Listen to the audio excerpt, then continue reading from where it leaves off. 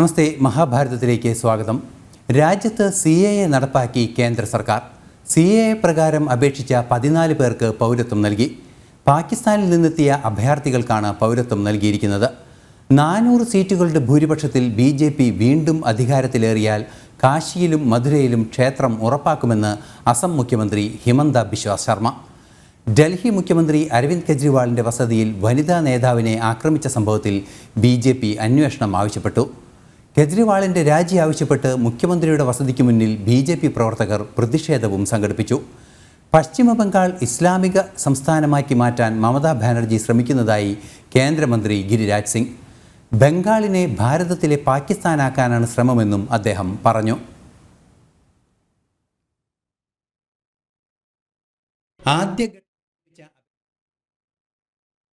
രാജ്യത്ത് CAA നടപ്പാക്കി കേന്ദ്ര സർക്കാർ.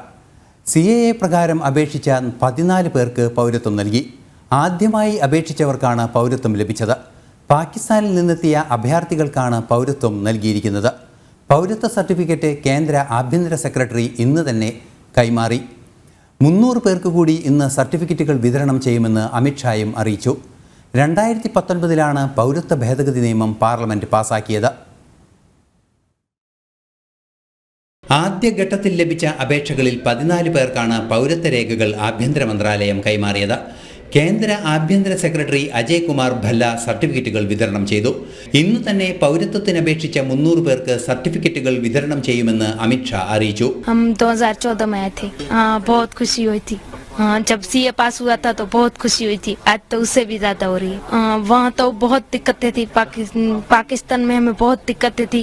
मतलब हम लड़कियां वहाँ पढ़ नहीं पाती थी और घर से बाहर नहीं निकल पाती थी. मतलब निकलना था तो भी हम बुर्का पहन के निकलती थी वहाँ मुसलमानों का वो करके. और हम इंडिया में आए तो बहुत अच्छा हमें लगता है. हम पढ़ लिख रहे हैं. मैं भी 11th क्लास में पढ़ रही हूँ. बहुत समय से इंतजार था कि हमें कब नागरिकता मिलेगी, कब यहाँ के हम होंगे और कब हमारे बच्चे पढ़े लिखेंगे. ये अभी शुक्र है मोदी जी का, यहाँ के देश का, कि हमें नागरिकता मिल गई और हम इंडिया के हो गए. सर ड्रीम कम ट्रू वाली फीलिंग है. मतलब दिल बहुत खुश है कि नया जन्म हो गया, लाइक नया बॉर्न हो गया. मतलब कि बहुत खुशी है इस चीज़ की कि नागरिकता मिली है हमें सर पाकिस्तान से. जी इंसान को राइट्स नहीं होते तो फिर किस काम के. इससे राइट्स मिलेंगे, लाइक हम आगे जाके मतलब एजुकेशन लेवल में भी आगे जा सकते हैं. कुछ नौकरी वोकरी कुछ भी मिल सकता है हमें. मेजॉरिटी हो सकती है हमारी. ऐसे बहुत अच्छी ഫീലിംഗ്. 2019 പൗരത്വ ഭേദഗതി നിയമം ഭാരതത്തിന്റെ പാർലമെന്റ് പാസാക്കിയത്. 2024 പൗരത്വ ഭേദഗതി ചട്ടങ്ങൾ വിജ്ഞാപനം ചെയ്തു. തുടർന്ന് പൗരത്വത്തിന് അപേക്ഷിക്കാനുള്ള പോർട്ടലും തയ്യാറായി. ഈ പോർട്ടൽ വഴി അപേക്ഷിച്ച ആദ്യഘട്ടത്തിലെ 300 പേർക്കാണ് ഇന്ന് സർട്ടിഫിക്കറ്റുകൾ ലഭിക്കുക. അപേക്ഷ ലഭിച്ചവരുടെ രേഖകളുടെ പരിശോധനയും നേരിട്ടുള്ള ഹിയറിംഗും നടന്നതിന് ശേഷമാണ് പൗരത്വം നൽകിയത്. 2014 ഡിസംബർ 31 മുമ്പ് ഭാരതത്തിലെത്തിയ വിവേചനം അനുഭവിക്കുന്ന ന്യൂനപക്ഷ വിഭാഗങ്ങൾക്കാണ് പൗരത്വം ലഭിക്കുക. പാകിസ്ഥാൻ, അഫ്ഗാനിസ്ഥാൻ, ബംഗ്ലാദേശ് എന്നിവിടങ്ങളിൽ നിന്ന് ഭാരതത്തിലെത്തിയ ഹിന്ദു, ക്രിസ്ത്യൻ, ബുദ്ധ, ജൈന, സിഖ്, പാഴ്സി വിഭാഗങ്ങൾക്കാണ് പൗരത്വം ഈ നിയമം വഴി ലഭ്യമാകുക. നാഷണൽ ഡെസ്ക്, ജനം. ജൂൺ 4 ദക്ഷിണേന്ത്യയിലെ ഏറ്റവും വലിയ പാർട്ടിയായി BJP ഉയർന്നു വരുമെന്ന് കേന്ദ്ര ആഭ്യന്തരമന്ത്രി അമിത്ഷാ. കോൺഗ്രസ് പാർട്ടിയുടെ തെരഞ്ഞെടുപ്പ് വാഗ്ദാനങ്ങൾ ചൈനീസ് ഗ്യാരണ്ടിയാണെന്നും തെരഞ്ഞെടുപ്പ് കഴിഞ്ഞാൽ അവർ വാഗ്ദാനങ്ങൾ മറക്കുമെന്നും അമിത്ഷാ വ്യക്തമാക്കി. വാർത്താ ഏജൻസിക്ക് നൽകിയ അഭിമുഖത്തിലാണ് കോൺഗ്രസിൻ്റെയും ഇന്ത്യ സഖ്യത്തിൻ്റെയും നിലപാടുകളെ കടുത്ത ഭാഷയിൽ കേന്ദ്ര ആഭ്യന്തരമന്ത്രി വിമർശിച്ചത്. दक्षिण में आपने कहा था कि सिंगल लार्जेस्ट पार्टी उभर के आएगी BJP, और विपक्ष कहता है दक्षिण में BJP साफ और उत्तर में हाफ. देखिए, मैं अपने बयान पर कायम हूं. कर्नाटक, तेलंगाना, आंध्र प्रदेश, केरल और तमिलनाडु, ये 5 राज्य मिलकर जितनी सीटें हैं इसमें भारतीय जनता पार्टी सबसे बड़ा दल बनकर बाहर आएगा इस चुनाव में.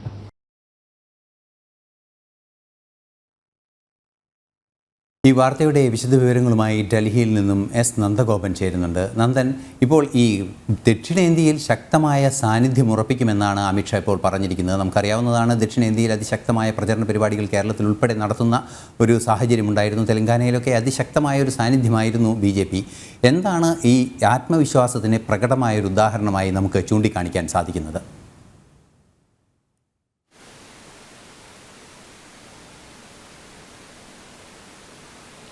ഐസൺ, ANI എന്ന വാർത്താ ഏജൻസിക്ക് നൽകിയ അഭിമുഖത്തിൽ കേന്ദ്ര ആഭ്യന്തരമന്ത്രി അമിത്ഷാ നിലവിൽ രാജ്യത്ത് 4 ഘട്ട തെരഞ്ഞെടുപ്പുകൾ അവസാനിച്ചപ്പോൾ BJPയുടെ ഒരു സ്ഥിതി എന്താണെന്നും ഒപ്പം മുഖ്യ പ്രതിപക്ഷമായ കോൺഗ്രസിനെയും ഇന്ത്യ സഖ്യത്തെയും വിമർശിക്കുകയാണ് ഈ ഒരു അഭിമുഖത്തിലൂടെ.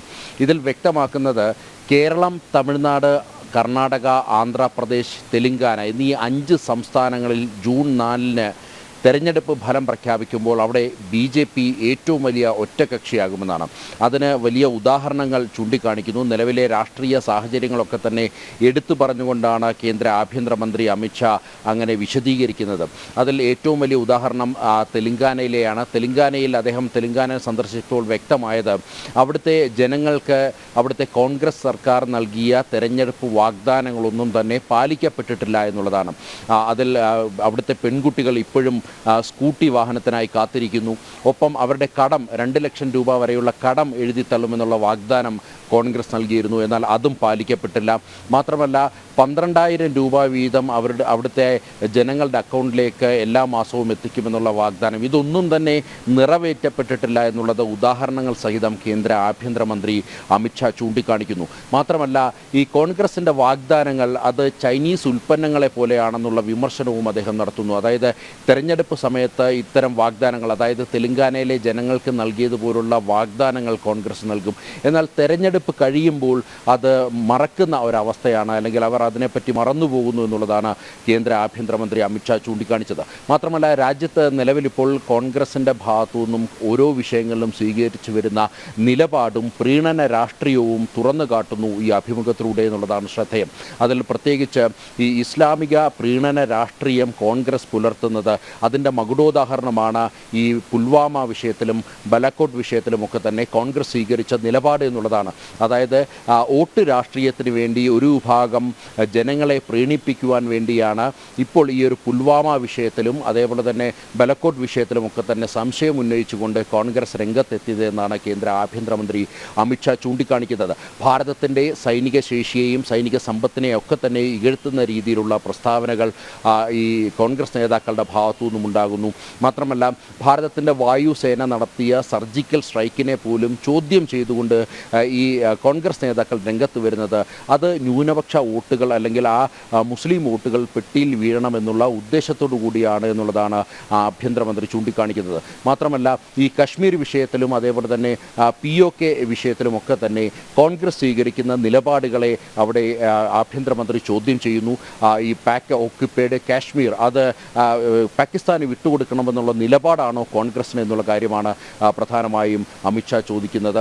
ഒപ്പം ഈ ആർട്ടിക്കിൾ 370 നടപ്പിലാക്കിയപ്പോൾ ജമ്മു കാശ്മീരിലുണ്ടായ വലിയ മാറ്റങ്ങൾ ഉദാഹരണമായി അദ്ദേഹം ചൂണ്ടിക്കാണിക്കുന്നു. ഇതിനെല്ലാം ഉപരി 10 വർഷക്കാലം മൻമോഹൻ സിംഗ് സർക്കാർ ഭരിച്ചിരുന്ന കാലത്ത് ഭാരതത്തിൽ എന്താണ് നടന്നത് എന്നുള്ളതിൻ്റെ ഒരു നേർചിത്രം അമിത്ഷാ തുറന്നു കാട്ടുകയാണ്. ബോംബ് സ്ഫോടനങ്ങളുടെ പരമ്പരകൾ ഭാരതത്തിലുണ്ടായി. മാത്രമല്ല മുംബൈ അറ്റാക്ക് പോലുള്ള വാർത്തകളിലേക്ക് പോകേണ്ടതുള്ളതുകൊണ്ട് ഞാനൊന്ന് ഇടപെടുകയാണ്. ഇനി ഏറെ സന്തോഷം നൽകുന്ന മറ്റൊരു വാർത്തയിലേക്കാണ്. ധാരാളം മലയാളി വോട്ടർമാരുള്ള മണ്ഡലമാണ് വാരാണസി. പ്രധാനമന്ത്രിയുടെ മണ്ഡലമായ വാരാണസിയിലെ മലയാളി വോട്ടർമാരുടെ വോട്ട് വിശേഷം കാണാം. ഗൗതം അനന്തനാരായണൻ തയ്യാറാക്കിയ പ്രത്യേക റിപ്പോർട്ടിലേക്ക്. ഈ ലോക്സഭാ തെരഞ്ഞെടുപ്പിലും ഏറ്റവും ശ്രദ്ധേയമായ മണ്ഡലങ്ങളിൽ ഒന്നാണ് വാരണാസി. ജ്യോതിർലിംഗങ്ങളിൽ ഒന്ന് സ്ഥിതി ചെയ്യുന്ന കാശി വിശ്വനാഥന്റെ സാന്നിധ്യമുള്ള ഗംഗയുടെ തീരത്തുള്ള ഈ പുരാതന നഗരത്തിൽ നിന്നാണ് ഇത്തവണയും ഭാരതത്തിന്റെ പ്രധാന സേവകൻ ലോക്സഭയിലേക്ക് ജനവിധി തേടുന്നത്. നമ്മൾ ശ്രീകൃഷ്ണ ജന്മസ്ഥാനായ കാശിയിൽ നിന്നും ഇപ്പോൾ വാരണാസിയിൽ എത്തിച്ചേരുമ്പോൾ ഇവിടെ ഏറ്റവും ശ്രദ്ധേയമായ ഒരു കാര്യം, ധാരാളം മലയാളികളെ നമുക്ക് തെരഞ്ഞെടുപ്പുമായി ബന്ധപ്പെട്ട് അവരുടെ വിശേഷങ്ങൾ ചോദിച്ചറിയാൻ സാധിക്കുന്നു. മറ്റ് ഉത്തർപ്രദേശിലെ നഗരങ്ങളിലൂടെ നമ്മൾ സഞ്ചരിക്കുമ്പോൾ ഉത്തര ഭാരതത്തിലെ ജനങ്ങളുമായി, ഇവിടുത്തെ ഈ സംസ്ഥാനത്ത് ജനിച്ചു വളർന്ന ആളുകളുമായി അവരുടെ തെരഞ്ഞെടുപ്പ് വിശേഷങ്ങൾ ചർച്ച ചെയ്തുവെങ്കിലും ഇത്രയധികം മലയാളികളെ നമുക്ക് മറ്റ് പ്രദേശങ്ങളിൽ ഉത്തർപ്രദേശിൽ ലഭിച്ചിരുന്നില്ല. അതിനാൽ വളരെ സന്തോഷം ഇത്രയധികം മലയാളികളെ ഒരുമിച്ച് ഈ ഗംഗാനദിയുടെ തീരത്ത് ഞങ്ങൾക്ക് ലഭിക്കുന്നതിൽ. ജനം ടി വിയിലേക്ക് സ്വാഗതം. നേരിട്ട് തെരഞ്ഞെടുപ്പുമായി ബന്ധപ്പെട്ട ചോദ്യത്തിലേക്ക് കടക്കുകയാണ്. വാരണാസിയെ സംബന്ധിച്ചിടത്തോളം പ്രധാനമന്ത്രി നരേന്ദ്രമോദി വലിയ ഭൂരിപക്ഷത്തിൽ വിജയിച്ച് കയറുമെന്നതിൽ ആർക്കും പ്രത്യേകിച്ച് സംശയമൊന്നുമില്ല. പക്ഷേ ഇവിടുത്തെ മലയാളികൾ എന്ന നിലയിൽ പ്രധാനമന്ത്രി ഈ മണ്ഡലത്തിലേക്ക് എത്തിയതിന് ശേഷം ഇവിടെ ഉണ്ടായിട്ടുള്ള മാറ്റങ്ങൾ എന്തൊക്കെയാണ്? നമസ്കാരം. പ്രധാനമന്ത്രി ഇവിടെ വന്നതിന് ശേഷം നമ്മുടെ നഗരം, നമ്മുടെ വാരണാസി എന്ന് പറഞ്ഞ നഗരം ലോകം മുഴുവൻ അറിയാൻ ഒരു പ്രത്യേക ഒരു സാഹചര്യവും ഒരുക്കിയെത്തുന്നു. കാശി വിശ്വനാഥൻ്റെ മണ്ണ് എല്ലാവരും അറിയുന്ന രീതിയിൽ എല്ലാവർക്കും എത്തിച്ചേരാനുള്ള സൗകര്യം, അതുപോലെ തന്നെ അസ്സിഘാട്ട് എന്ന് പറയുന്ന ആ ഘാട്ടിൽ ഗംഗാരതി കാണുവാൻ എല്ലാവർക്കും, ഇന്ത്യയിലും അതുപോലെ തന്നെ വിദേശ രാജ്യങ്ങളിലുള്ള എല്ലാവരും എത്തിച്ചേരുമ്പോൾ അവർക്ക് വേണ്ട സൗകര്യം ഇവിടെ ഒരുക്കി തന്നിട്ടുണ്ട്. അതുപോലെ തന്നെ മറ്റുള്ള ഭാഗങ്ങളിലേക്ക് യാത്ര ചെയ്യുവാൻ യാത്രാ സൗകര്യം, ഇവിടെ വരുന്നവർക്ക് താമസ സൗകര്യം, എല്ലാം കൊണ്ടും ഒരു ക്ഷേത്ര ആചാരത്തിൻ്റെ അത് മാത്രമല്ല, ഒരു പുണ്യനഗരമായ കാശിയെ എത്രത്തോളം പവിത്രമാക്കി മാറ്റുവാൻ അദ്ദേഹത്തിന് കഴിഞ്ഞു എന്നുള്ളത് ഇവിടുത്തെ നാട്ടുകാർക്കും ഇവിടുത്തെ ഓരോ വ്യക്തിക്കും മനസ്സിലാക്കാൻ പറ്റും. ഇവിടെയുള്ള എല്ലാ സമുദായത്തിലെ എല്ലാ ആൾക്കാർക്കും ജീവിക്കാൻ പറ്റുന്ന ഒരു അന്തരീക്ഷം ഒരുക്കി തന്നത് നമ്മുടെ പ്രധാനമന്ത്രിയും അതുപോലെ തന്നെ യോഗി ആദിത്യനാഥ് അദ്ദേഹമായ മുഖ്യമന്ത്രിയും കൂടെയാണ്. അതാണ് എനിക്ക് പറയാനുള്ളത്. ഉത്തർപ്രദേശ് മോഡൽ ഓഫ് ഡെവലപ്മെന്റ്, നേരത്തെ ഗുജറാത്ത് മോഡൽ ഓഫ് ഡെവലപ്മെന്റ് പോലെ ദേശീയ തലത്തിൽ ഇന്ന് ചർച്ച ചെയ്യുന്ന ഒരു വിഷയമാണ്. ശരിക്കും ഉത്തർപ്രദേശിൽ യോഗി ആദിത്യനാഥ് 2017 അദ്ദേഹം എത്തിയതിന് ശേഷം ഉണ്ടായിട്ടുള്ള ഒരു മാറ്റങ്ങൾ എന്തൊക്കെയാണ് ഒറ്റ നോട്ടത്തിൽ പറയും? ജനങ്ങൾ മാറിക്കൊണ്ടിരിക്കുകയാണ്. വളർച്ചയും പുരോഗമനവും ചിന്താഗതിയും നല്ല വ്യക്തിയായിട്ട് മാറണം, നല്ല സമൂഹം വാർത്തെടുക്കണം എന്നുള്ള മനോഭാവം ഓരോ വ്യക്തിയിലും അധിഷ്ഠിതമാകുന്ന രീതിയിൽ നമ്മുടെ സംസ്കാരത്തിനെ, പൈതൃകത്തിനെ ഊന്നിക്കൊണ്ട് ഇവിടെ വളർച്ച ഉന്നമനത്തിന് വേണ്ടിയിട്ട് പ്രധാനമന്ത്രിയും മുഖ്യമന്ത്രിയും നമുക്ക് വേണ്ടി പ്രവർത്തിക്കുമ്പോൾ ഓരോ ജനവും പ്രവർത്തിക്കുകയാണ്. അതിൽ മലയാളി എന്നുള്ള ആ ഒരു സന്തോഷം എനിക്കുണ്ട്. ഞാൻ ഇതിൻ്റെ ഒരു ഭാഗമാകാൻ കഴിഞ്ഞതിൽ വളരെ സന്തോഷമുണ്ട്. എങ്ങനെയുണ്ട് ലോക്സഭാ തെരഞ്ഞെടുപ്പിൽ എന്താ ഉത്തർപ്രദേശിലെ ഒരു അന്തരീക്ഷം? ഉത്തർപ്രദേശിലെ ഒരു അന്തരീക്ഷം എന്ന് പറയുന്നത്, നമ്മൾ നാട്ടിൽ കേട്ടറിഞ്ഞ UP എന്ന് പറയുന്നത് ഭയങ്കര പ്രാകൃതമായ ഒരു രീതിയാണ്. ന്യൂസിലൂടെ ആണെങ്കിലും മറ്റുള്ള തരത്തിലുമല്ല, നമ്മൾ പ്രവർത്തിച്ചിരുന്ന രാഷ്ട്രീയ പ്രസ്ഥാനങ്ങളിലൂടെയും ഒക്കെ നമ്മൾ അങ്ങനെ മൊത്തത്തിൽ അറിഞ്ഞിരുന്നത് UPയെ മറ്റൊരു തരത്തിലാണ്. പക്ഷേ നേരിട്ട് വന്ന് കണ്ടപ്പോഴാണ് UP എന്താണെന്നും UP ഏത് തരമാണെന്നും ഒക്കെ നമുക്ക് മനസ്സിലാകും. ഇപ്പം ഈ ഒരു സമയത്ത് ഇവിടെ വന്ന് നിൽക്കുമ്പോഴത്തേന് ഇവിടെ കാശി മറ്റൊരു രീതിയിലേക്ക് മാറി. ഇപ്പം ശരിക്കും ജനങ്ങളെല്ലാവരും വളരെ ശാന്ത സ്വഭാവരായി. ഈ തിരക്കുകളുടെ ഒരു വളരെ എല്ലാവരും ഒരു സ്വയമായിട്ട് നിയന്ത്രിക്കാൻ തുടങ്ങിയിട്ടുള്ള ഒരു സമയം, ഒരു സെൽഫ് കൺട്രോൾ ഇവിടെ വന്നിട്ടുണ്ട് ആളുകൾക്കിടയിൽ. എവിടെയാണ് ചേട്ടൻ്റെ നാട്? എവിടെയാണ്? ഞാൻ ചങ്ങനാശ്ശേരിയാണ്. എത്ര നാളായി? ഞാനിപ്പോൾ ഒരു 10 വർഷമായി. 10 വർഷമായി. രണ്ട് മുഖ്യമന്ത്രിമാർ, യോഗി ആദിത്യനാഥ്, പിണറായി വിജയൻ, രണ്ടുപേരും താരതമ്യം ചെയ്യും. താരതമ്യം ചെയ്യുമ്പോൾ യോഗി എന്ന് പറയുന്നത് ഒരു പേഴ്സണാലിറ്റി, രണ്ട് പേഴ്സണാലിറ്റിയാണ്. ഒരിക്കലും നമ്മൾ അവരെ താരതമ്യം ചെയ്തിട്ട് ഒരിക്കലും പറ്റത്തില്ല, ഒരവസ്ഥയാണ്. പിന്നെ ഇവിടെ വന്നൊരു ഡെവലപ്പ് എന്ന് പറഞ്ഞാൽ, ഒരു 4 വർഷം കൊണ്ട് വന്ന ഡെവലപ്പ് എന്ന് പറഞ്ഞാൽ കണ്ണടച്ച് തുറക്കുമ്പോൾ ഉണ്ടാകുന്നുള്ളൊരു ഡെവലപ്പില്ലേ, അതുപോലാണ്. ഇൻഡസ്ട്രിയൽ ഏരിയയിൽ അതുപോലെ വികസിച്ചു. ആൾക്കാർ ജോലി, ഇപ്പോൾ ഇവിടെ പേപ്പർ ഗ്ലാസ് അല്ലെങ്കിൽ അങ്ങനെ പ്ലാസ്റ്റിക് ഉൽപ്പന്നങ്ങളെല്ലാം നിരോധിച്ചിട്ട് മൺചട്ടിയിലാണ് ചായ വരെ കിട്ടുന്നത്. എന്ന് പറഞ്ഞാൽ ഏറ്റവും താഴെ ഇടയിലുള്ള ആൾക്കാരാണ് ഈ മൺചട്ടി, അവർക്ക് വരെ ജോലി സാധ്യതകൾ. അപ്പോൾ അവരെ അത്ര പ്രൊമോട്ട് ചെയ്യുന്നു. ഇപ്പോൾ 300 രൂപ ഉള്ള ഒരാൾക്ക് ഇവിടെ സുഖമായിട്ട് ജീവിക്കാം. ഓക്കെ, എന്താണ് ചേട്ടാ UPയിലെ ഒരു ജീവിത സാഹചര്യം മലയാളി എന്ന നിലയിൽ എങ്ങനെയാണ് നോക്കിക്കാണും? മലയാളി എന്ന രീതിയിൽ ഞാൻ ഇവിടെ വന്ന് ഇപ്പോൾ അധികം ആയില്ല, എങ്കിലും വന്ന് കണ്ടതിൽ നമ്മൾ പറഞ്ഞു കേട്ടതിലും ഉപരിയാണ് കാശി. UPയുടെ ആ ഒരു ഭരണ സംവിധാനം ശരിക്കും വികസനം എന്ന് പറയുന്നത് നമ്മൾ ഡെയിലി കണ്ടുകൊണ്ടിരിക്കുകയാണ്. റോഡാണേലും മറ്റുള്ള ഇൻഡസ്ട്രിയിലൊക്കെ പെട്ടെന്നുള്ള ഒരു ഇതാണ് നടന്നുകൊണ്ടിരിക്കുന്നത്. ചേട്ടന് പൊതുപ്രവർത്തന രംഗത്ത് ഉൾപ്പെടെ സജീവമായി നിൽക്കുന്നതാണ്. ഈ 2017 ശേഷം പ്രത്യേകിച്ച് ഇവിടുത്തെ ഒരു ഗാങ്സ്റ്റർ ലോകമൊക്കെ നമുക്കറിയാം. അത്തീഖ് അഹമ്മദും അതുപോലെ തന്നെ മുക്താർ അൻസാരിയൊക്കെ, ഇവരെയൊക്കെ പൂർണ്ണമായും ഇല്ലാണ്ടാക്കിക്കൊണ്ടുള്ള ഒരു അതിഭീകരമായിട്ടുള്ള പ്രവർത്തനം യോഗിയുടെ ഭാഗത്ത് നിന്നുണ്ടായിട്ടുണ്ട് എന്നത് വസ്തുതയാണ്. അതിനെ എങ്ങനെയാണ് നോക്കിക്കാണും? ഈ ഉത്തർപ്രദേശ് ഒരു സമയത്ത് അറിയപ്പെട്ടിരുന്നത് ഗുണ്ടാരാജ്, ഗുണ്ടാരാജ് ബീഹാർ ജംഗിൾ രാജ് ആയിരുന്നെങ്കിൽ ഉത്തർപ്രദേശിനെ സംബന്ധിച്ച് പറയുകയാണെങ്കിൽ ഗുണ്ടാരാജ് എന്നുള്ളൊരു കൺസെപ്റ്റായിരുന്നു അവർക്ക് ഇവിടെ ഉണ്ടായിരുന്നത്. അപ്പോൾ ഇവിടെ ഒരു 6 മണിക്ക് ശേഷം സ്ത്രീകൾ പൊതുവെ വെളിയിലിറങ്ങത്തില്ല. അതുപോലെ തന്നെ അത്തീഖ് അഹമ്മദ്, മുക്താർ അൻസാരിയെ പോലുള്ള മാഫിയകൾ, അതായത് ഇപ്പോൾ ഇവിടെ തന്നെ മുക്താർ പിന്നെ മുന്ന ബജറംഗി, അങ്ങനെ ഇവരുടെയൊക്കെ പല ശിഷ്യന്മാരും ഈ വാരണാസിയും ഈ പൂർവാഞ്ചൽ മേഖല, ഈ കുറേ ജില്ലകൾ അടങ്ങുന്ന പൂർവാഞ്ചൽ മേഖല മൊത്തത്തിൽ അവർ വലിയ രീതിയിൽ ഒരു ഭരണം, ഗുണ്ടാ ഭരണം, മാഫിയ ഭരണം നടത്തിക്കൊണ്ടിരിക്കുന്ന ഒരു സമയമാണ്. എന്നിട്ട് ഈ യോഗിജി വന്നതിന് ശേഷം ഈ ഗുണ്ടാ ഭരണത്തിനെ വളരെ വലിയ രീതിയിൽ നിലംപരിശാക്കി. അത്തീഖ് അഹമ്മദും മുക്താർ അൻസാരി ഇന്ന് ഈ ലോകത്തില്ല. അന്നേരം ഇന്ന് ഇവിടുത്തെ ആൾക്കാരുടെ ഇടയിൽ ഏറ്റവും വലിയ അവരുടെ സെക്യൂരിറ്റി ആയിരുന്നു, ഒരു സുരക്ഷയായിരുന്നു അവർക്ക് ഏറ്റവും വലിയൊരു കുഴപ്പം. അതിൽ നിന്നും അവർക്ക് ഈ ഗുണ്ടാ ഭരണത്തിൽ നിന്നും മോചനം നൽകി എന്ന നിലയിൽ തന്നെ ഇവിടെ യോഗിക്ക് അത്രയ്ക്കധികം വലിയൊരു പ്രാധാന്യം ഇവിടെ കൊടുക്കുന്നുണ്ട്. വാരണാസി മണ്ഡലത്തിലേക്ക് വന്നു കഴിഞ്ഞാൽ എങ്ങനെയായിരിക്കും ഈ ഒരു തെരഞ്ഞെടുപ്പ് ഫലം എങ്ങനെയായിരിക്കും വിലയിരുത്തപ്പെടുന്നത്? വാരണാസി മണ്ഡലം പൂർണ്ണമായിട്ടും നമുക്ക് നോക്കുകയാണെങ്കിൽ വികസനം മാത്രമായിരിക്കും ഇവിടെ ചർച്ചാ വിഷയമാവുന്നത്. വികസനം എന്ന് പറയുന്നത് ഇപ്പോൾ 2014 മുതൽ 2024 വരെയുള്ള ഒരു 10 വർഷത്തെ കാലഘട്ടത്തിൽ ഇവിടെ വികസനം മാത്രമേ ഉണ്ടായിട്ടുള്ളൂ. ഇപ്പം നമ്മൾ ഇൻഫ്രാസ്ട്രക്ചർ ഏറ്റവും വളരെ വലിയ രീതിയിൽ നമ്മൾ ചർച്ച ചെയ്യേണ്ട ഒരു വിഷയമാണ് ഇൻഫ്രാസ്ട്രക്ചർ. ഒരു സമയത്ത് കാശിയിൽ ആരും വലിയ രീതിയിൽ ഒരു പ്രാധാന്യം കൊടുക്കത്തില്ല. ഇന്ന് ഇൻ്റർനാഷണൽ ലെവലിലും നാഷണൽ ലെവലിലും കാശിക്ക് വളരെ വലിയ പ്രാധാന്യമാണ് കൊടുക്കുന്നത്. നമ്മൾ കേരളത്തിൽ തന്നെ എത്രയോ പേര് കാശി വിശ്വനാഥനെ കാണാൻ വരുന്നുണ്ട്. ഒരു സമയത്ത് ഇവിടെ ആരും വരത്തില്ലായിരുന്നു. അന്നേരം ഇവിടുത്തെ ഇൻഫ്രാസ്ട്രക്ചർ മേലെ റോഡുകൾ പിന്നെ 4 ലൈൻ ആകുന്നു, 6 ലൈൻ ആകുന്നു, റിംഗ് റോഡുകൾ വരുന്നു, അതുപോലെ തന്നെ ബ്രിഡ്ജുകൾ വരുന്നു, അത് നദിക്ക് ഗംഗാജിക്ക് കുറുകെ ബ്രിഡ്ജുകൾ വരുന്നു. അതുപോലെ തന്നെ നമ്മുടെ ഫ്ലൈ ഓവറുകൾ, വലിയ രീതിയിൽ ഫ്ലൈ ഓവറുകൾ, അത് നമ്മൾ പ്രതീക്ഷിക്കാത്ത രീതിയിലുള്ള റോഡ് വികസനം, അതായത് കണ്ണടച്ച് തുറക്കുന്നുണ്ട്. വളരെ ശരവേഗത്തിലാണ് ഇവിടുത്തെ റോഡ് വികസനം നടക്കുന്നത്. എന്നിട്ട് ഈ ഇൻഫ്രാസ്ട്രക്ചർ, പിന്നെ അതുപോലെ തന്നെ യാത്രാ സൗകര്യങ്ങൾ, നമ്മൾ റെയിൽവേ സ്റ്റേഷൻ എടുക്കുകയാണെങ്കിൽ ഇവിടെ 3 പ്രധാനപ്പെട്ട റെയിൽവേ സ്റ്റേഷനുള്ളത്. ഒന്ന് കാശി, വാരണാസി, ബനാറസ്. എന്നിട്ട് ഈ 3 റെയിൽവേ സ്റ്റേഷനുകൾ നമ്മൾ ഇന്ന് നോക്കുകയാണെങ്കിൽ ഒരു 4-5 വർഷം മുമ്പ് നോക്കുന്നതും ഇന്ന് നോക്കുന്നതും തമ്മിൽ വളരെ വലിയ രീതിയിൽ വ്യത്യാസമുണ്ട്. പിന്നെ അതുപോലെ തന്നെ യങ്സ്റ്റേഴ്സിന് വേണ്ടി സ്പോർട്സ് കോംപ്ലക്സുകൾ, സ്റ്റേഡിയമുകൾ, 2 സ്പോർട്സ് കോംപ്ലക്സാണ് നമ്മുടെ ഇവിടെ ഈ കാലയളവിൽ വന്നത്. പിന്നെ ഇവിടെ ഒരു ആധ്യാത്മിക നഗരമാണ് ഈ കാശി എന്ന് പറയുന്നത്. ഇവിടുത്തെ മൊത്തമുള്ള ഹിന്ദുക്കൾ അവർ കാശി വിശ്വനാഥനെ കാണാൻ വരുന്നുണ്ട്. അന്നേരം ഒരു സമയത്ത് ഇവിടെ വരുന്ന സമയത്ത് ഒരു തരത്തിലുള്ള ഫെസിലിറ്റിയും അവർക്ക് ഗവൺമെൻറ്റോ സ്റ്റേറ്റ് ഗവൺമെൻറ്റോ സെൻട്രൽ ഗവൺമെൻറ്റോ കൊടുത്തിട്ടുണ്ടായിരുന്നില്ല.